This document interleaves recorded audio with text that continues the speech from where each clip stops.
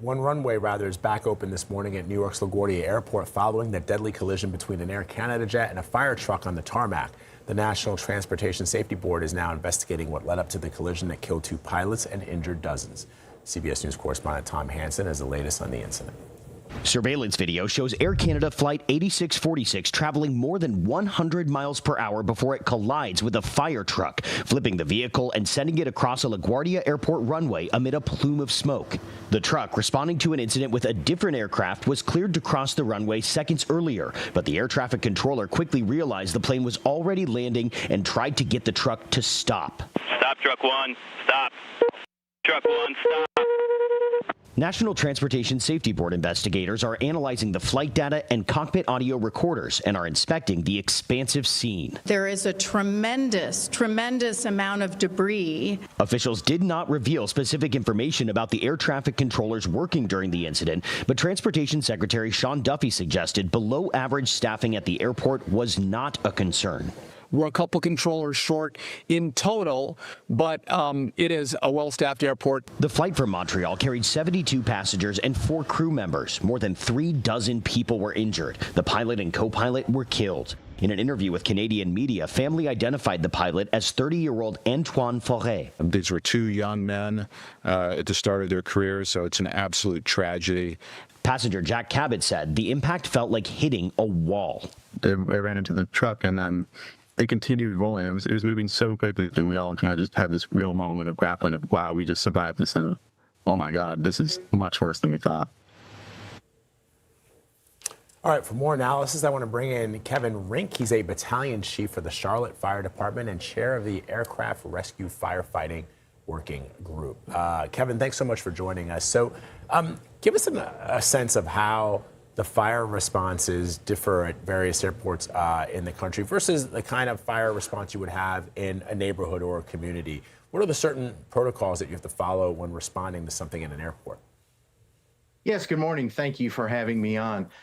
Typically, when we get a call, we're notified from the tower, and then we get on the trucks and pull out of the station. Then the truck will have to wait for permission from the air traffic controller to move onto the taxiways, and we are given directions to stop before a runway, and then we have to give clearance to go out onto the runway.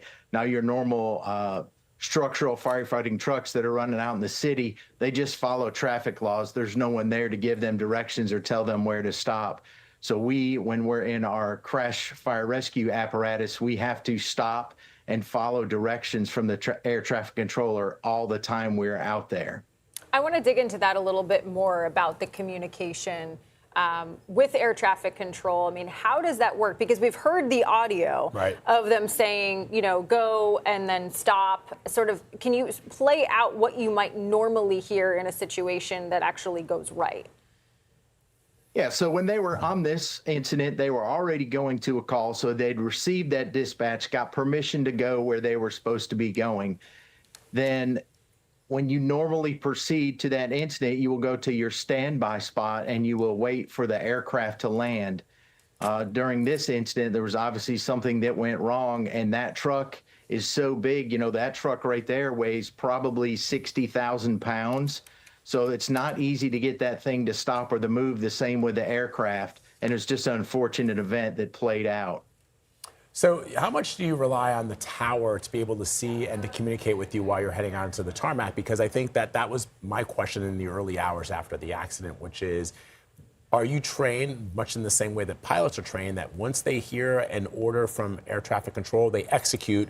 Because you have no idea what's going on around you. They have a wider field of vision, for lack of a better word, while they're looking at the radar than an individual in their particular circumstances. Or is it reasonable to surmise that a firefighter would look out the window and say, you really want me to go across the tarmac? I see a plane coming in for a landing. Yes, you always want to check. Use your eyes and the other folks that are in the truck with you to look around.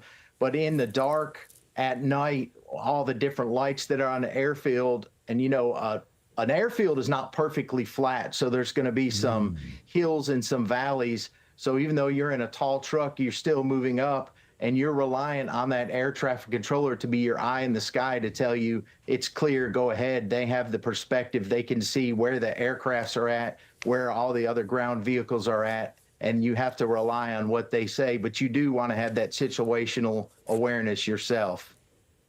All right, Kevin Rink providing some much needed clarity on this horrific situation. Thank you, Kevin. Appreciate it. Thank you.